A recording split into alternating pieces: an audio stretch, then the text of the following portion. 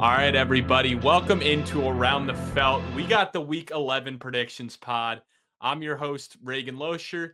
Here with me tonight is the host of Around the Bases, Mr. Caleb Dean. Thank you for joining me tonight. How you doing, brother? What up, Reagan? I'm having a great night so far. I'm ready to hop into this week of predictions. It's going to be a huge week, lots of crucial matchups. Yeah, dude. I mean, can you believe we're already at Week 11? I mean, the Nah, season's dude. flying by, Yeah. per I usual. mean, time flies when you're having fun, and NFL season is exactly that. So, Yeah. I mean, we got the fantasy trade deadlines coming up for a lot of leagues. So, make sure you're making those last minute trades. Ask us some questions. We put the form out. So if you're listening and you're like, hey, thinking of some trades before your deadline, submit it. DM us. We'd love to help you out with that because, it's yeah. time to make that playoff push. But yeah, let's get into some of the news. Speaking of some more fantasy relevant at this point than anything else, but Isaiah Pacheco has been activated off of the IR. This now gives the Chiefs 3 windows to actually take him off the 20-day window. I fully expect them to take at least 2 weeks, with them being at 9-0 and Kareem Hunt looking pretty solid. I would say, there's no reason to fully rush him back. So if you have Kareem Hunt, enjoy the ride. I mean, definitely don't drop him. But I would think Pacheco is going to come back and take at least 75% of the touches. I can't imagine because, I mean, even with how good Hunt's been, Pacheco's just better at this point in his career. Yeah, I mean, serviceable is the word I would use for Kareem Yeah. Hunt. He's been good enough for the Chiefs, and they have a really well-rounded team. So whenever they get Pacheco back, it's just going to be that much more scary for anybody that the Chiefs face. For sure. In other news, Anthony Richardson has been re-announced as the starting quarterback. Funny because Shane Steichen said Joe Flacco is the quarterback for the rest of the year, and sure enough, he went back on his word, and I think it was pretty hmm clear. I mean, they've lost the past two with Flacco. He really hasn't looked great. He didn't look good against Minnesota, and he looked all right against Buffalo, but a lot of it was in garbage time. So, I think this is the right move. And at the end of the day, what really is your ceiling with Flacco? I'd say Richardson's ceiling's way higher, and you're just hurting his development. So I think this is the right move. Yeah, I agree. I mean, like you said, the results hadn't been much better with Flacco, and you have to give Richardson the reps at this point. If he's going to take himself out of more games like he has in the past, then that's a separate issue. That's a personal issue with Richardson acting like he doesn't want to be an NFL quarterback. But for now, it's on him to prove that he can be that guy for the Colts and try to help them make a playoff push. Their chances are getting lesser and lesser every week, but he's got the Jets this week, so we'll see what he can do. Yeah, that's for sure. And speaking of another AFC South quarterback, Trevor Lawrence has already been ruled out for this week with the AC. Or I'm sorry, not, I don't. I keep wanting to say AC sprain with the non-throwing shoulder injury. I think half this. I know they already talked about maybe shutting him down for the year, but I think a lot of this is with the Week 12 bye. Being very precautionary. So we get to see Mac Jones taking hmm on the Lions in Detroit. So it's gonna get ugly for Jacksonville. And I Yeah. honestly, I don't, for fantasy wise, like I don't know if you could start any of the Jacksonville wide receivers. I mean, Ingram was the one that got all the targets at tight end, and with how scarce the tight end landscape is, and with bye weeks, I think you could still play him. But even ETN and Bigsby, I don't know if I'd play him. I mean, if Bigsby is to miss, I know he's questionable. Then yeah, you could play ETN just because of the volume, but I wouldn't be excited about any Jaguars options in this game. Yeah, no, absolutely not. Like this is the type of thing that leads to the biggest spread of the year so far with the lines on that 13.5 point spread. Yeah, just not a lot to get excited for if you're a Jaguars fan like my girlfriend is. But yeah, it's rough down in Jacksonville right now, and the missing pieces Yeah. they keep going missing. Like if Bigsby's out, that's another huge piece. They're just not. I don't think they're going to compete down the stretch at all. No, yeah, they're on the mock draft season over there. Although we're not far hmm behind them if we're Yeah, not no, already there. no. And other news: Adam Thielen, Panthers activate his 21-day window. So while it's probably doesn't mean anything for fantasy, it's just good for Bryce Young to get another weapon back. Because I've been impressed with how he's looked the past 2 weeks. While he hasn't been doing crazy, he's looked good for Bryce Young standards. So moving on. 49ers have reached a 5-year, $92 million extension with Diamador Lenore. He's one of the better corners in the league, so this is a huge addition to lock him up for the next 5 years at the corner position, and that's a pretty fat contract. I mean, 18 million a year for the cornerback position, solid, and that kind of just keeps pushing up the price point for some of these other big corners that'll need to be getting paid sooner than later. Yeah, and that'll help the Niners contend now and later. They have a huge contention window this year and beyond this year. So locking up a guy like that is definitely going to improve your team in the long run. Yeah, and also Bears have fired Shane Waldron as their offensive coordinator, so that's huge. I mean, Yeah, the no Bears have looked surprise. terrible. That's another team that this season's just going downhill very quickly. So I think they got to shake it up. Eberflus is going to be out regardless, but I mean, the offense isn't even. I don't think they put up a touchdown since the Washington game, and that feels like ages ago when they lost on the Hail Mary. I think it's been 23 consecutive drives, something like that. I don't know, Yeah, maybe more. I heard there was some weird stat about it. It's just, it hasn't been great for Washington at all. Or I'm sorry, for Chicago at all. So Yeah. at least this is some positive news. And I mean, the Bears are putting on a clinic on how to handicap your rookie quarterback. Like, this is crazy. Yeah, no, I mean, when they're not setting up Caleb, I've been talking about it a lot, but they're not setting him up for success. I mean, we No, saw absolutely they did not. the same thing to Mitchell Trubisky, and they're doing the same thing or they did the same thing to Justin Fields, and now they're doing it to Caleb. You bring a quarterback in his rookie year. By year two, he's already under a new head coach. So in year two, he's learning a brand new scheme. You're not setting him up for success. So they're going down the same road again. And dysfunctional franchises continue to do this. Yeah, And, it's a culture problem, man. It's like some other franchises we know about. One that sits a little the bit closer to Jets, home.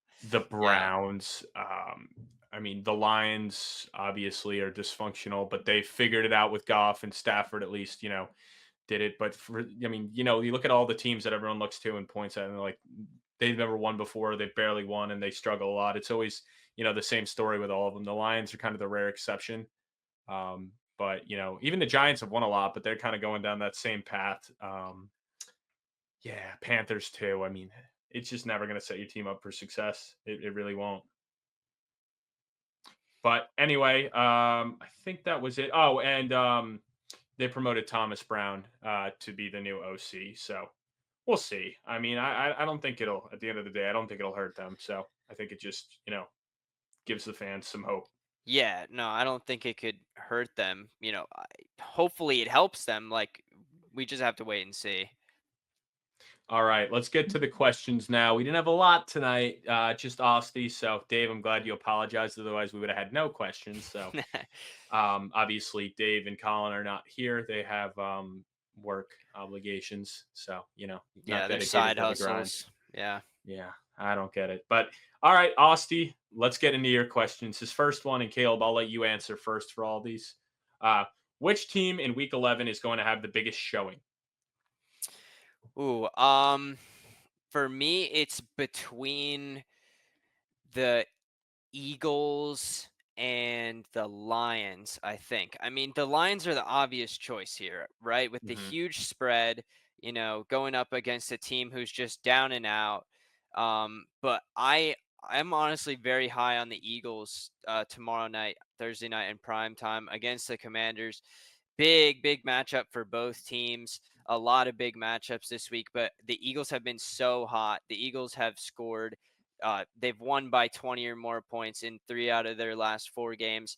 I don't think they're going to win by 20 this time, but I think they are going to lock up a crucial win. They could push 35, 40 points, I think. Interesting. Interesting. So mine, I actually think the Pittsburgh Steelers will. I think a lot of people are kind of disrespecting them. I think Vegas is disrespecting them. I mean, they're a 7-2 ball club that's healthy at home, and they're 3-point underdogs. I know the Ravens are 7-3, and everyone's been raving about how good that offense has been. Like, how do you stop Lamar? How do you stop Derrick Henry? Oh, and guess what? You just got him Deontay Johnson, and Mark Andrews is coming into his own, and obviously Zay Flowers is having the breakout year. I do not care. The Ravens defense doesn't look good.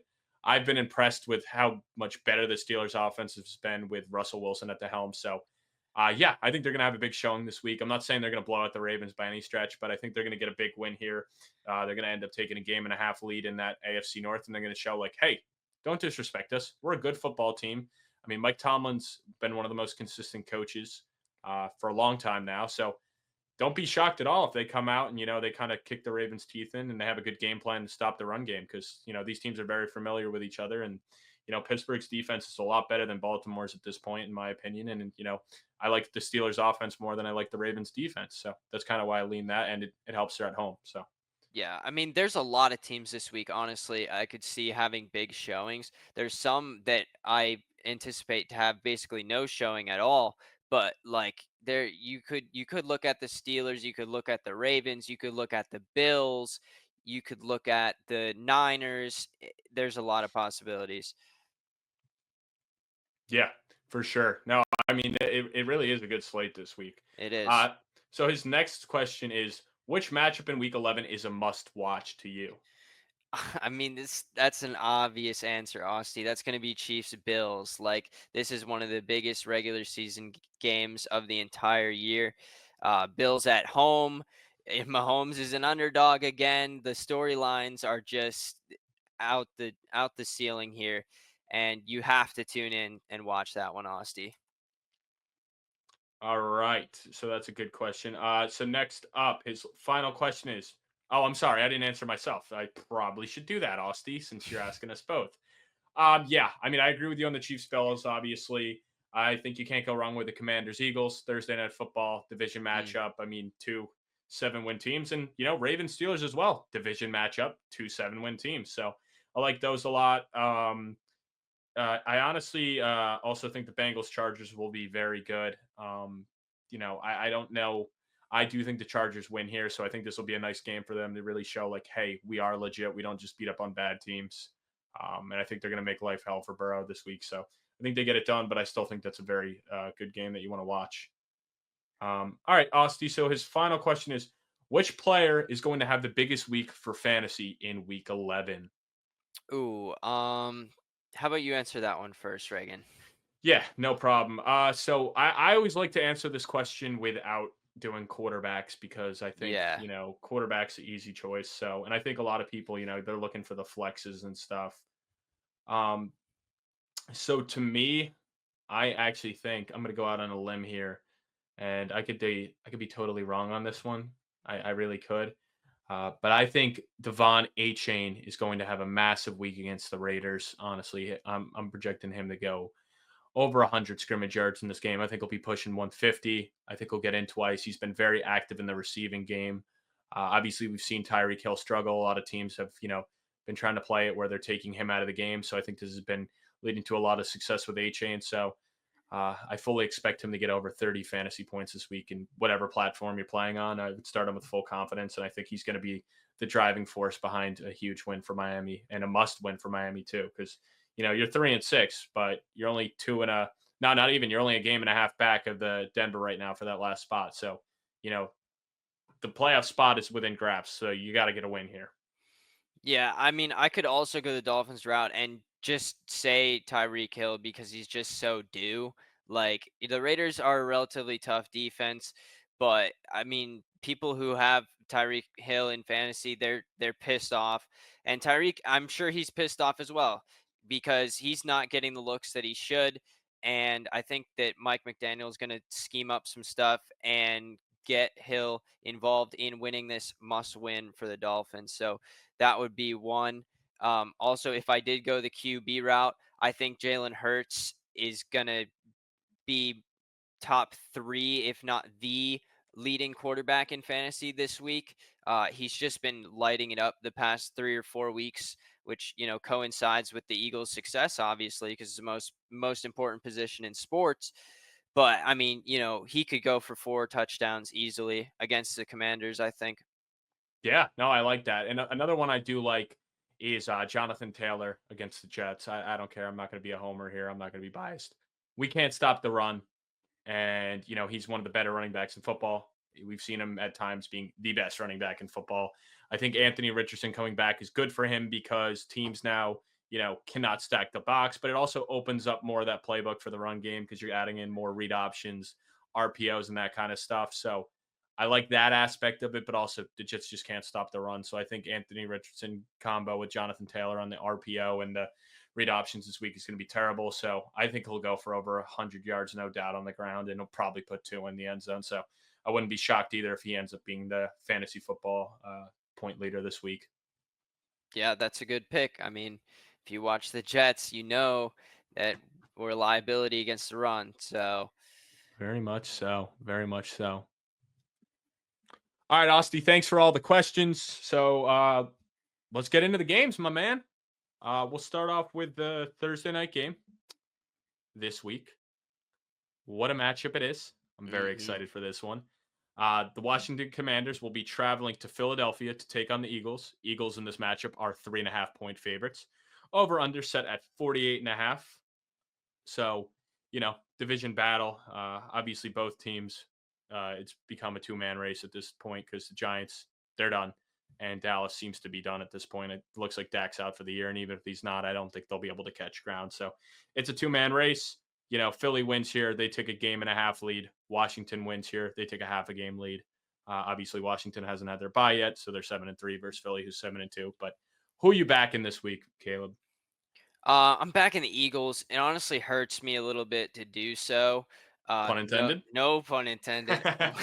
um, but I mean, Dan Quinn, he's just been injecting success into this Commanders defense. But statistically, they're still middle of the pack and they're vulnerable against the pass.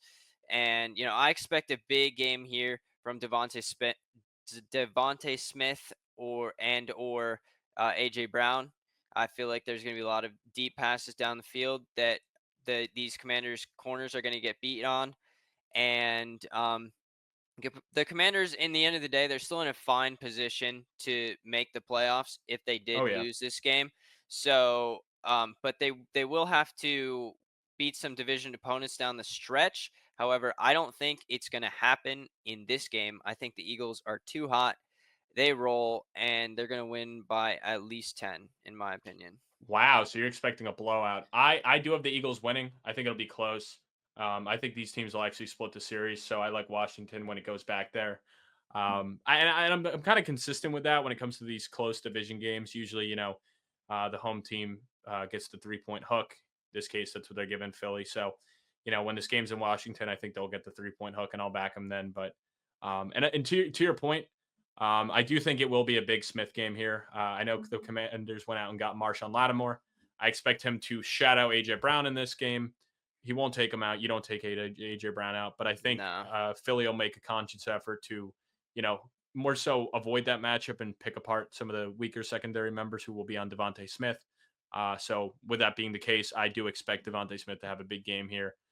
Don't be shocked if he goes for over 100 yards and a score or two in this game.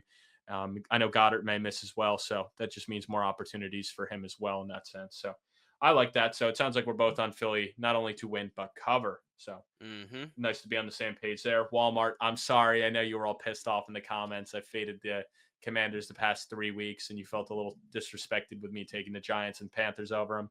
And yeah, I could see why you would think that. That is a little disrespectful. But at least you gave me my credit for the Steelers, who did win, and obviously are in a way different class than the Giants and the Commander or Giants and the Panthers. So sorry for that, Mr. Walmart. Yeah, and like I said, I love this Commanders team, and it hurts me to do this. It's just a feeling I have.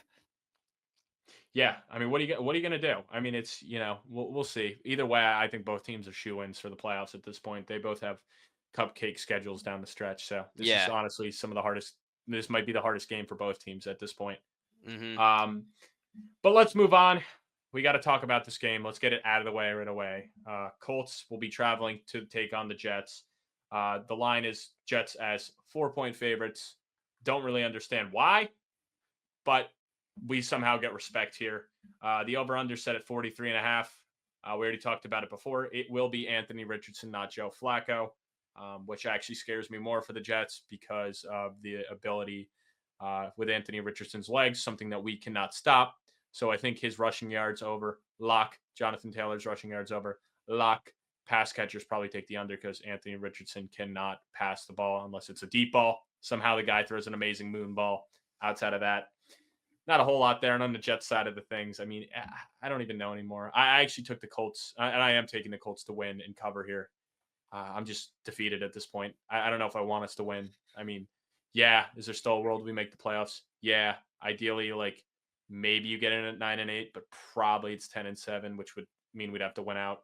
And nothing about this team has showed me that we could win 7 games in a row, let alone 2 games in a row, even though we did it once. But where are you at?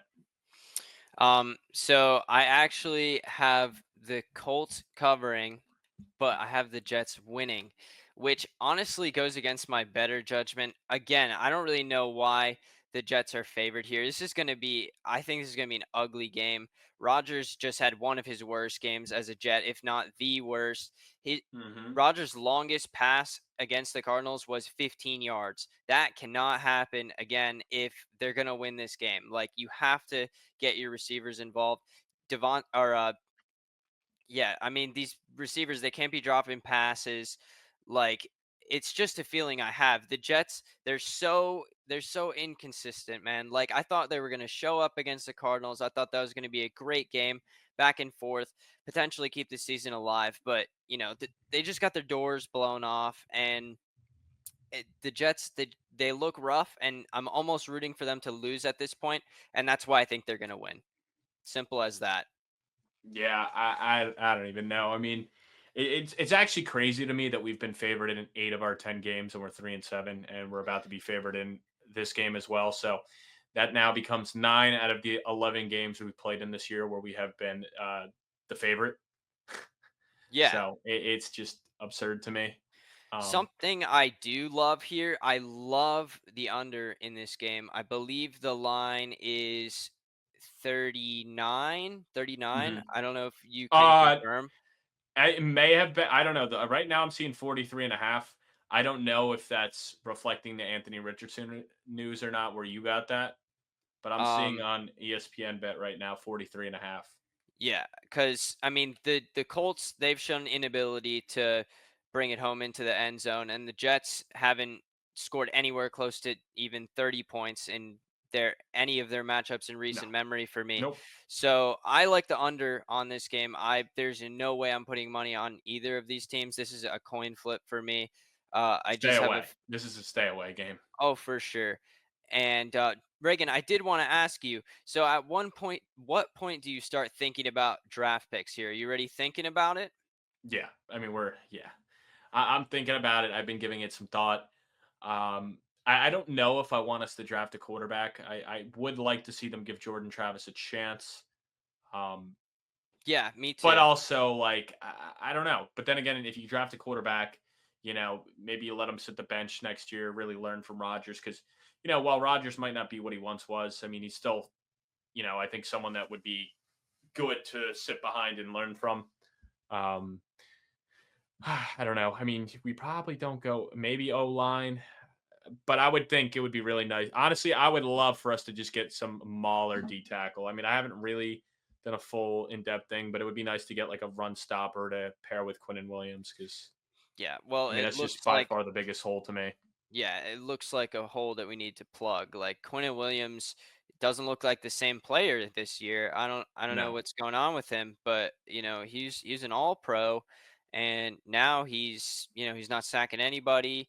Everybody's missing tackles. Like, this defense is 20 just missed tackles last week. yeah, his defense is just embarrassing. Like, they were bouncing off of people, and it looks like the defense packed it in the second half. And I mean, as a professional getting paid millions of dollars, I'm of the opinion that you should never do that. But at the same time, if I was in their position, I would probably feel the same way, where Hmm. I just wouldn't want to put my body on the line for this football team anymore. Yeah, I wouldn't.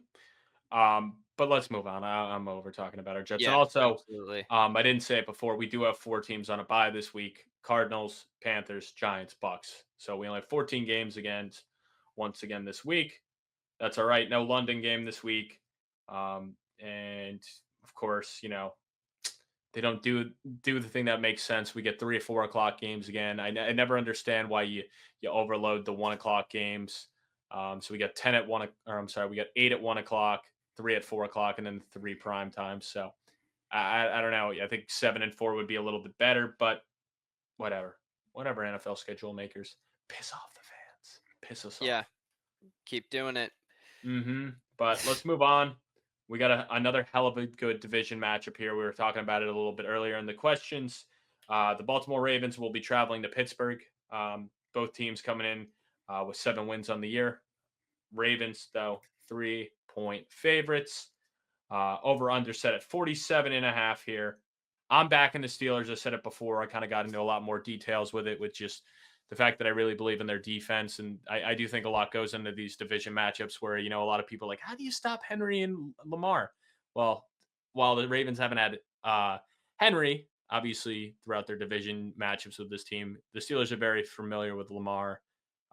And I really do look like what Russell Wilson's been able to do for this offense. So I'm backing them, but I'm curious where you fell on this matchup. Yeah, I agree. Backing the Steelers to cover and win here. It's interesting to me that the Steelers are underdogs.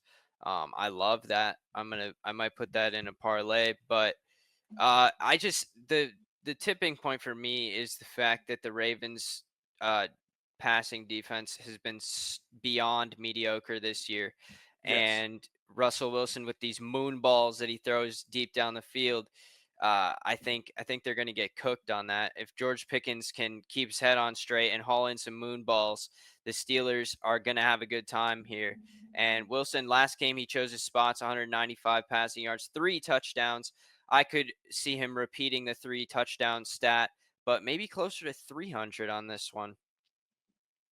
Yeah. No, I mean, I actually just picked him up in a fantasy league through his 3 games. He's averaging 18.9 points right now. That's if you're playing 4 points per passing touchdown. So he's been very solid. Um, and he's been playing like a top 12 quarterback. So I think you got to play him in an actually sneaky good matchup for him, too. Like you said, the Ravens are not like what they were last year on the defensive side of things. So yeah, I think it's a good matchup here. And the Steelers, I mean, they're historically good as underdogs, so I actually feel more confident in them now that they're underdogs versus coming in as favorites. So I like that a lot as well. But let's move on. The Jaguars, with led by Mac Jones, will be traveling into Detroit. Detroit is 13.5 point favorites. Over under set at 46.5. Wow, they must really be expecting Detroit to pretty much put up most of the points in this matchup with that high of an over under with that fat of a spread. But I'm taking the Lions here. No confidence in Mac Jones at all. Lions have been piss hot. Defense looks good. I mean, their run defense is incredible. We saw what they just did to Joe Mixon, who, had gone over 100 rushing yards in every game he played this year when healthy, made him look terrible. I mean, he didn't even average over 2 yards a carry in that game. So that gives me confidence there. So it really comes down to, can Mac Jones, with no Christian Kirk, just having Brian Thomas and Evan Ingram, can he get it done in Detroit? And I say no. So I think the Lions are going to have their way, probably put up 35 points in this game and win 35-10, maybe. And that might be giving the Jags too much credit, but with garbage time and prevent, it's hard for teams to put up a donut. So, but where do you fall on this? Yeah, I mean, for the Jaguars, it's hard to even like validate getting on the plane for this one. Like this is a really, really tough look for them. They're going to play pretty much the best team in the NFL, and they're missing so many pieces. And I mean, Jared Goff, he had a bad game. He had like in the first half of last game against the Texans, threw 5 picks. My lock of the week is Jared Goff under 5 picks. He's not going to do it again. You can quote me on it. um, but the Jags defense, they stuck around last game, but they're not going to stick around. They're not going to hang with the Lions here, and they're going to roll and win by potentially 30 points. Hey, sounds like we're on the same side on that. Yep.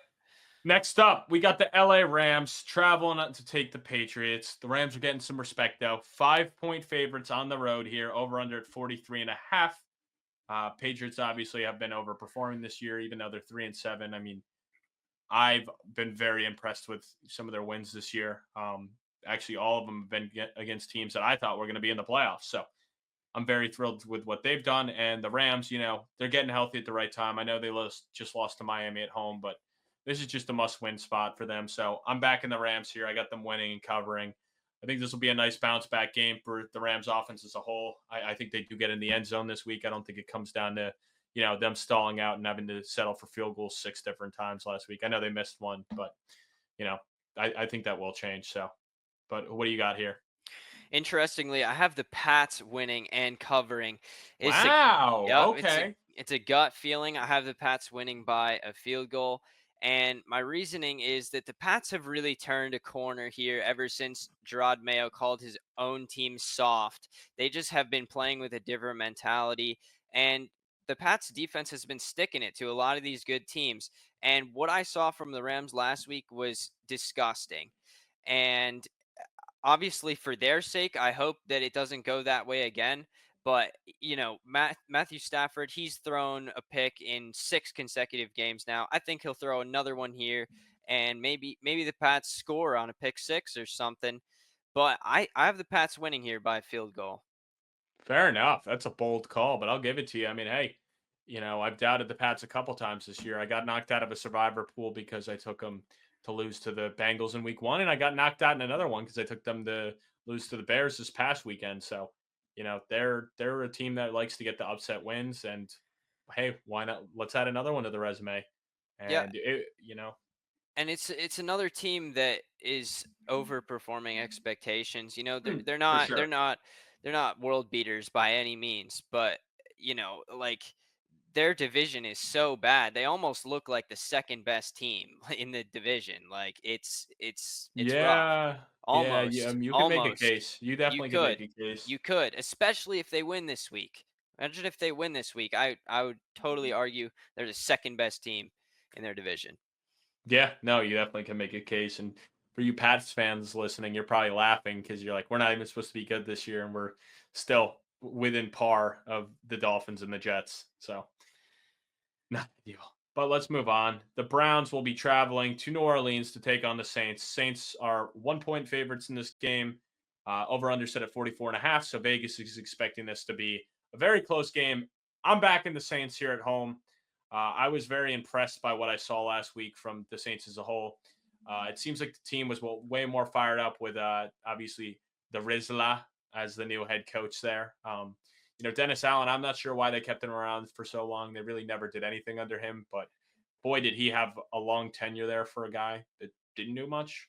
But, Carr looked good. I mean, obviously they had the injuries. Olave's obviously going to miss some time, so he won't be back.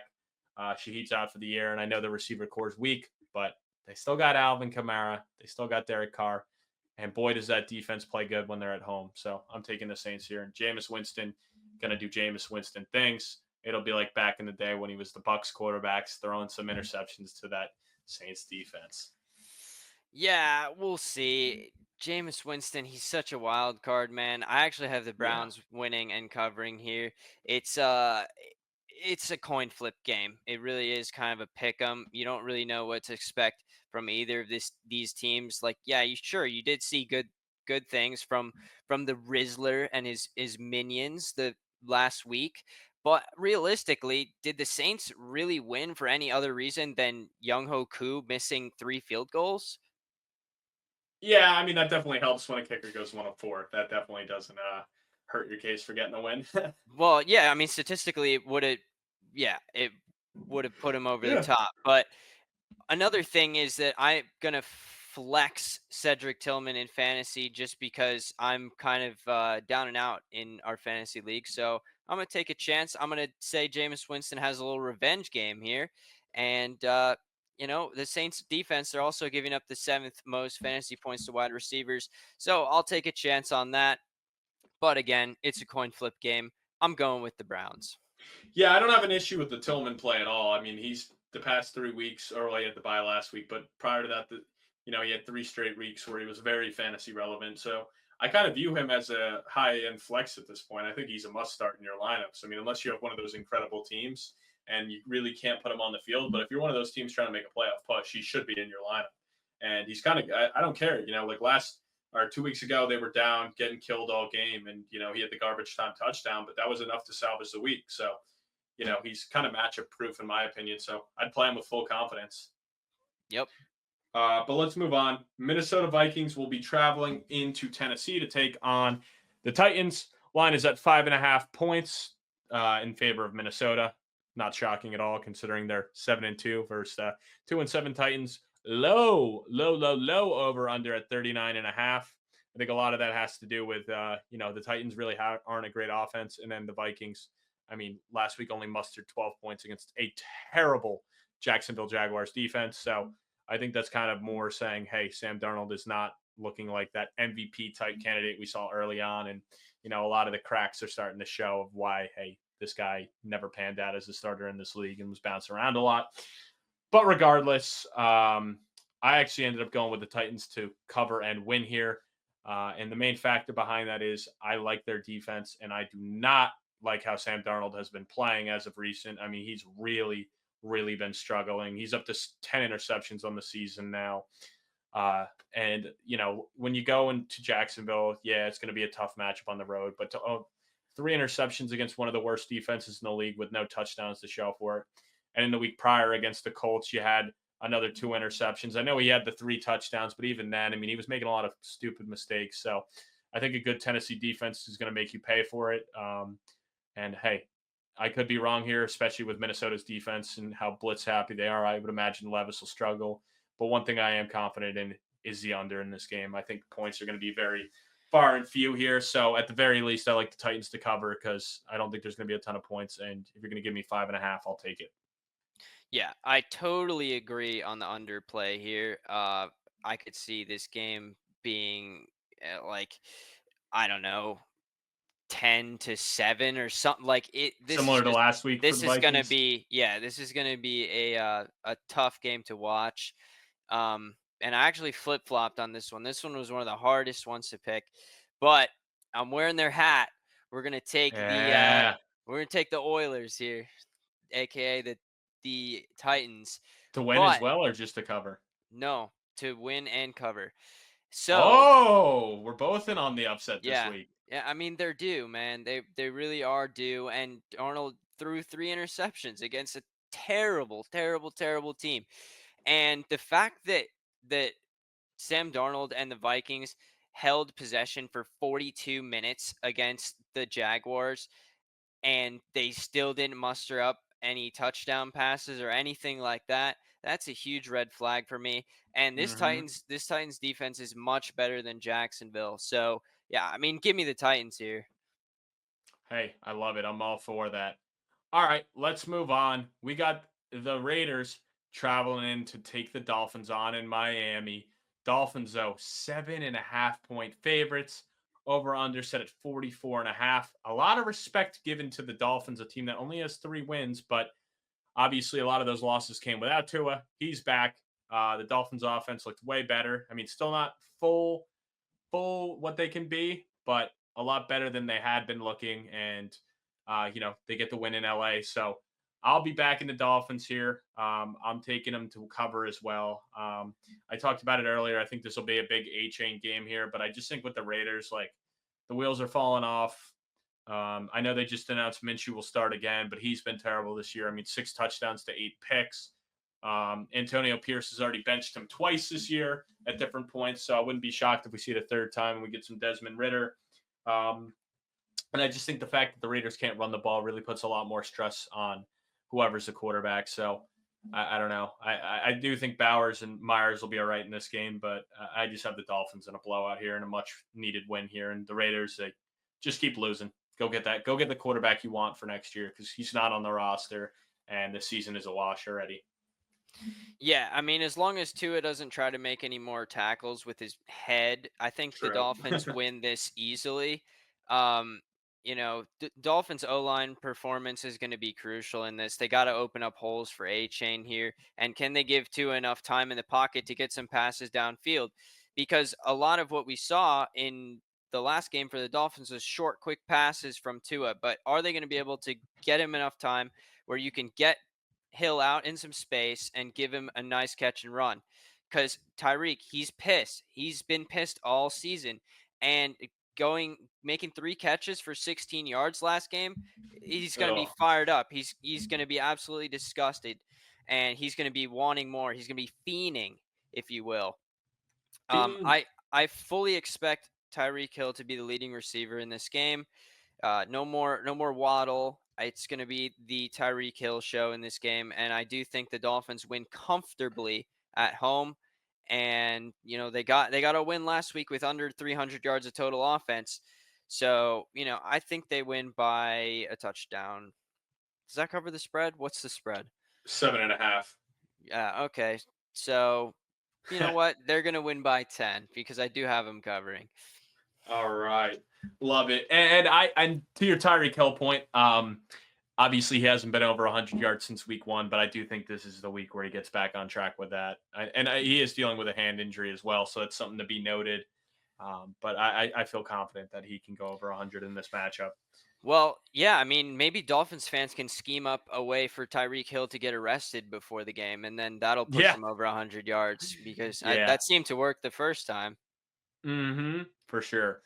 All right, let's move on to another division game. The Green Bay Packers will be traveling into Chicago. The line is at 6.5 for that game. So a lot of respect being given to the Green Bay Packers on the road as 6.5 point favorites.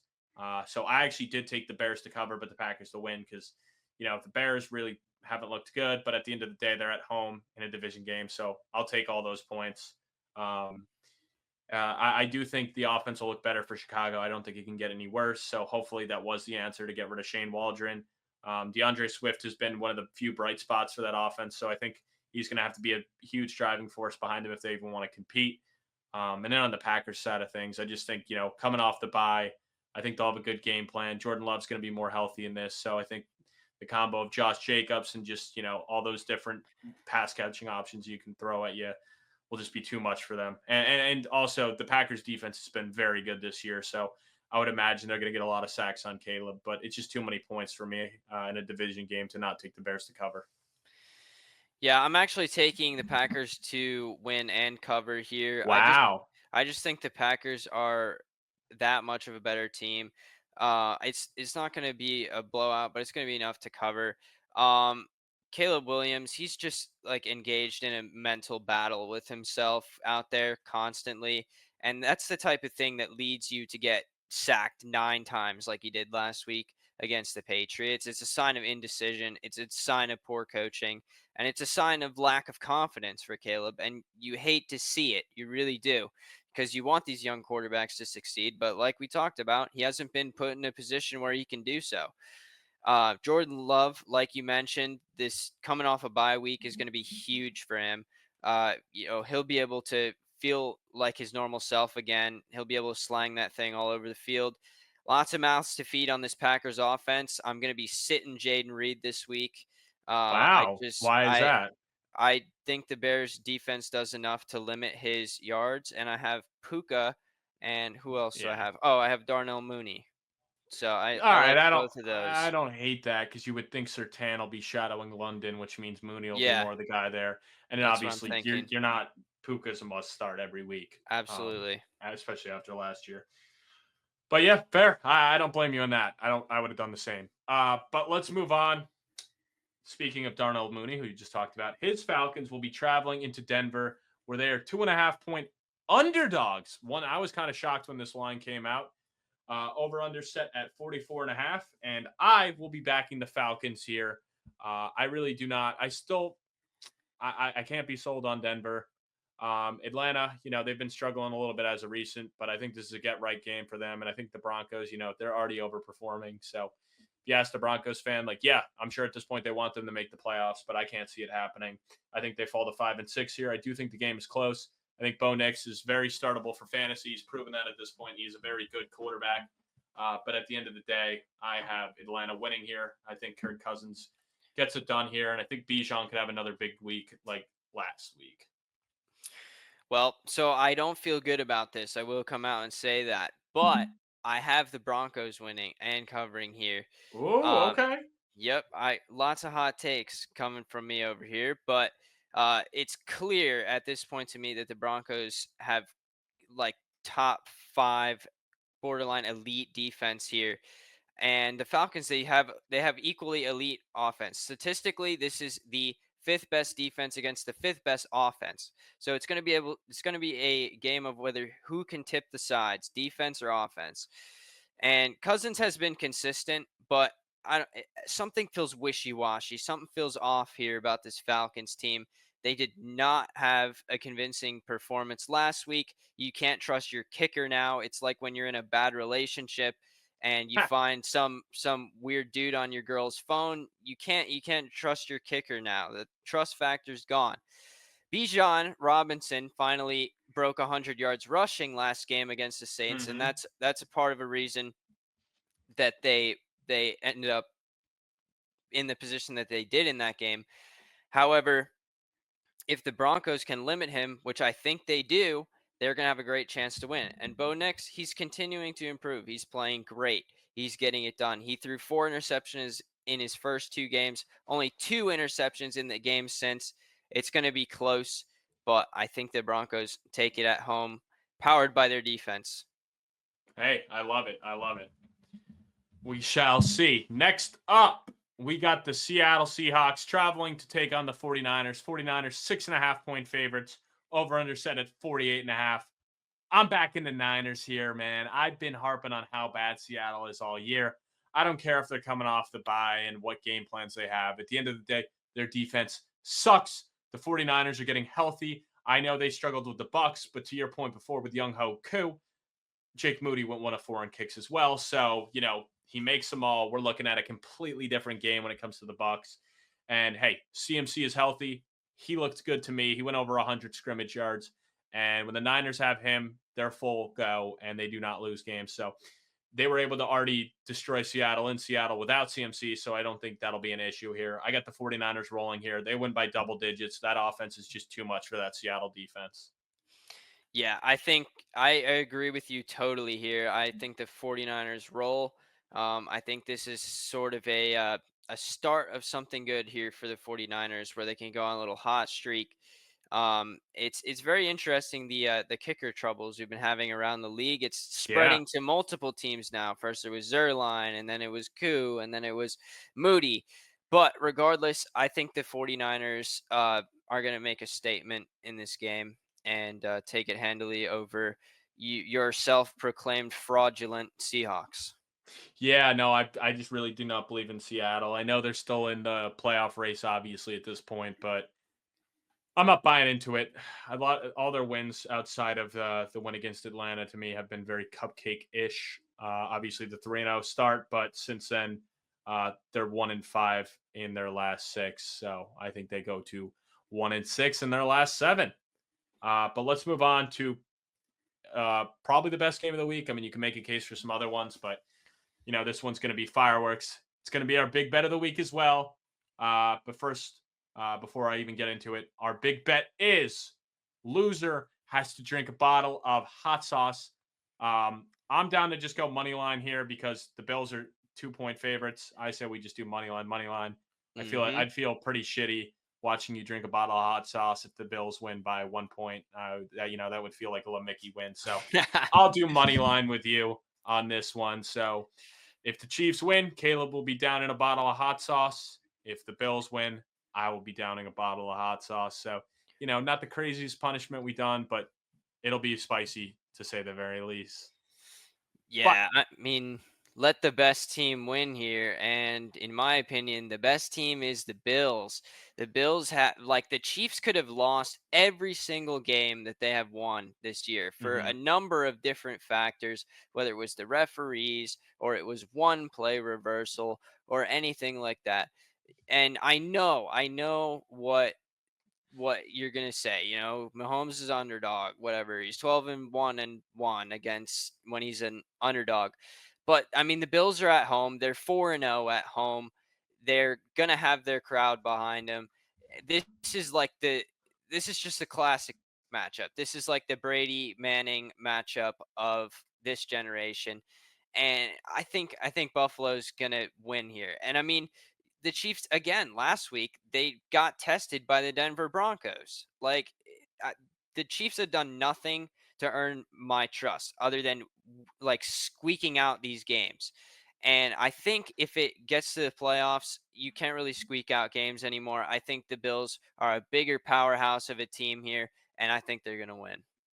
Yeah, I mean, the main reason I went with the Chiefs is I mean, you could make all the cases for them to lose. I know they haven't looked good, but at the end of the day, they You're always done find a big way. braining it. You're done big I'm braining it. done big braining it. They're 9-0.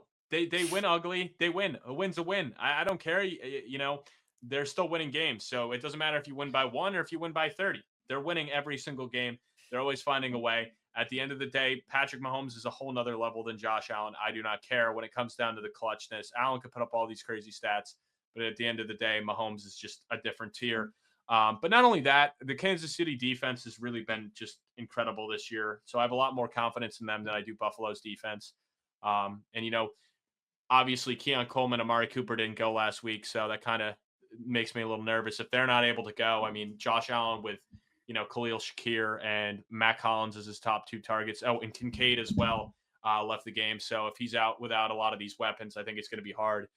Chiefs can just stack the box, really take out James Cook out of the game and be like, hey, Matt Collins and Khalil Shakir, you beat us. So I'm taking the Chiefs here. I'm not big braining it. I'm going to ride with the hot streak. And until they lose, I just can't fade them. I'm sorry. I just can't. Yeah, that's a fair assessment. They do have a very good defense. But all good things come to an end. And we did, whenever I think I submitted a question a number of weeks ago, I was like, where are the Chiefs going to lose if it's going to happen? And personally, this is the game that I would point to where they're finally going to pick up a loss. But we'll see what happens. I'm going to be glued to this game. Yeah, I mean, looking at their schedule after this, they take on the Panthers. You expect that to be a win. Then the Raiders, you expect that to be a win. They have the Chargers at home. That'll be interesting because obviously the last time they played the Chargers, it was a 7-point game, but the Chargers weren't fully healthy. After that, the Browns will kill. I mean, the Texans, you never know what Texans team you're going to get, but they really haven't looked like they once were early in the year. So Pittsburgh, that'll be interesting too on Christmas. That game will actually be very good. 1 o'clock game on Christmas. At that Mm. point, that'll be 2. You would expect both teams to be in double digits for wins. So that game is going to be sneaky good on Christmas. And then they end up the year with the Broncos. But I mean, you know, if you're 16-0 at that point, I mean, you're not benching your starters. I mean, you got to go for the undefeated season. Um, Yeah. so it'll be interesting.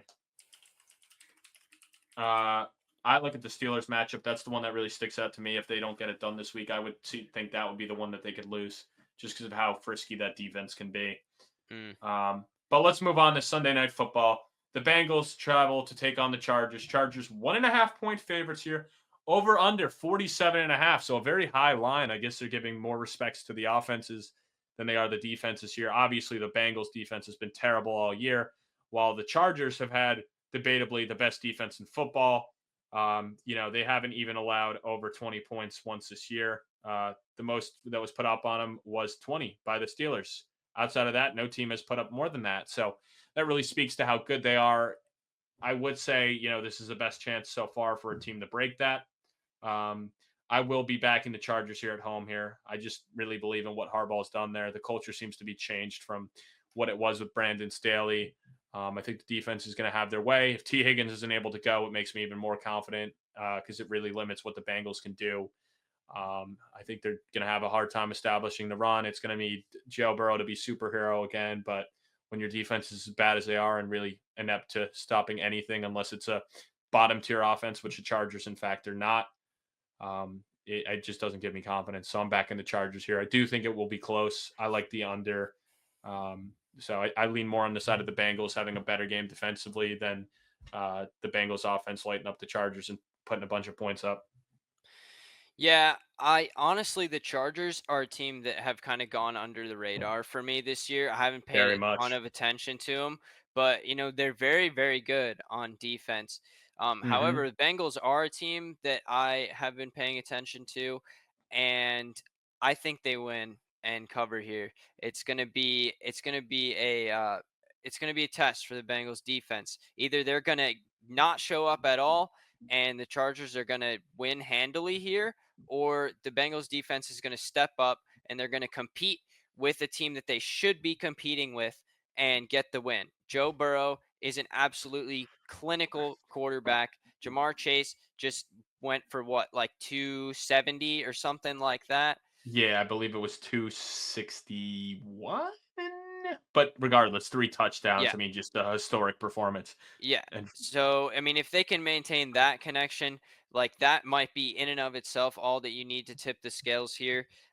But the Bengals defense does need to not look like Swiss cheese in order for that to happen. I'm not extremely confident with this pick, but it's going to be a very interesting game to watch. yeah, for sure. For sure. I mean, I'm excited for that because there's big playoff implications there. I mean, the Chargers look like they're going to have a good spot, a good chance to get one of those wild cards, but still, I mean, the Bengals are in the hunt. So not only do you put yourself one game up farther in the wild card spot, but you knock a team that's fighting for one of those spots that you have down a spot. So massive game for both teams. Really massive for the Bengals because if they fall to 4-7, I mean they're in the same boat as the Jets then and the and the Dolphins and some of those teams that are at 3 wins. It's like you got to win out. Like the Bengals can really lose like one more before it's really panic time. But I don't know. I actually think I'm starting to think more and more like I think 9 wins gets you in, and I wouldn't be shocked. I think I still lean on the side that it won't happen, but I wouldn't be shocked if we get an 8 and 9 team in at that 7 spot the way it's going right now. Yeah, it's definitely possible. I mean, um, I think the Broncos are currently occupying one of the wild card spots, They and they're have the five and 7. five Yep, and right they're at the now. 7 spot. So yeah, I mean, definitely on pace. Potentially 8 and 9 team getting in there. That'll be very interesting.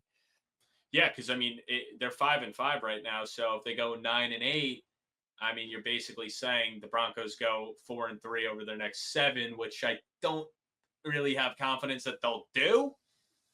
And then all the other teams, like I don't know. I wouldn't be shocked. Don't be shocked if an 8-9 team gets in. That'd be crazy. And then they get to go play the likes of either Buffalo or Pittsburgh or the Ravens. So I don't know. That would be pretty brutal to go. And imagine one of those teams that's been a juggernaut all year, and the Bengals or the Jets or Dolphins. Those are kind of the big three that we were like that would be way better. One of them just gets hot at the right time, and they're like, yeah, this is what we thought was going to happen all season, and just goes and boat races the 2 seed who had this incredible year and won like 12, 13 games. Yeah, I don't all know. you need is a little streak, man. Like that Yeah, that's going to be the difference in one or two team seasons. Like, some teams are going to surprise us down the stretch here. And that's the fun thing about football. You never know who it's going to be. They could come out of nowhere and find themselves right in the playoffs and make a deep run. I don't know. for We'll see what sure. happens. See what Well, the script has. let's move on to the final game. The Texas Bowl. We got the Houston Texans traveling to take on the Cowboys, not even leaving their own state. Line is set at 7.5 points in favor of the Texans. I put in -7.5 for Dallas. They are not -7.5. Houston is. So I hope that didn't change your picks. I'm sure you kind of knew that was a mistake. But anyway, Dak Prescott not going to play. So it seems like right now it's going to be Cooper Rush again. I think it should be Trey Lance just because I think he's more dynamic and at least gives you some upside and where kind of what Cooper Rush is. But I'm taking the Texans to win, but the Cowboys to cover. Biggest reason is 7.5 points at Jerry World. Micah's obviously healthy. And the Texans defense, or I'm sorry, offensive line is obviously an issue. So I think if Dallas can put some pressure on Stroud, they can kind of hang around in this game just off the play of their defense. You're going to need Cooper Rush to do some things here to keep him in, but at the end of the day, I just think it's not enough firepower on that offense to get them to win, but enough to keep him in it. Yeah, so I mean, I'm taking the Texans to win and cover. I think the Cowboys have pretty much reached the same level of embarrassment that the Jets have this year with their expected versus actual results. I have no trust in Cooper Rush whatsoever. I do agree. I think Trey Lance should be playing, but I don't make those decisions. Uh, my my worry is that CJ Stroud hasn't really looked like himself recently. Granted, he's been down some weapons out in the field.